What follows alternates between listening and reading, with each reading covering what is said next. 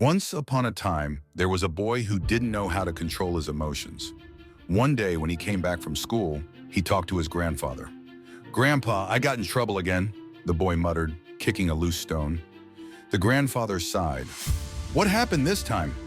"I punched a kid at school. He called me weak," the boy said, crossing his arms. "So I showed him I wasn't." The old man looked at him and asked, "Did it make you feel strong?" The boy hesitated, then shook his head. "It just made me more angry." The grandfather stood and pointed at the sky. "See that storm? It roars, it destroys, it takes down trees. Do you think it's strong?" The boy nodded. "Of course." The grandfather smiled and said, "Come with me." The grandfather placed 3 pots of water on the fire.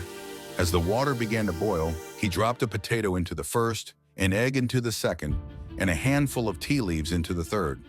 The boy asked, "Grandpa, what is this?" The grandfather said, "You'll find out soon." Minutes passed. The old man turned off the stove. He pulled out the potato, the egg, and finally he poured the tea into a cup. "Come here," grandfather said. The boy stepped forward. "Touch the potato," the grandfather instructed. The boy poked it and his eyes widened. "It's soft." "Now crack the egg." The boy did as he was told. "It's hard on the inside?" The grandfather finally smiled and held up the tea. "And this? Smell it." The boy took a deep breath. "It smells amazing." The old man leaned forward. "The boiling water is like life. It throws problems at you. Some people are like the potato. They start strong, but anger makes them weak. Others are like the egg. They seem tough, but inside, they become hardened, losing their kindness. But the tea leaves, they don't let the boiling water change them. Instead, they turn it into something beautiful." The boy stared at the cup in silence. His grandfather placed a hand on his shoulder.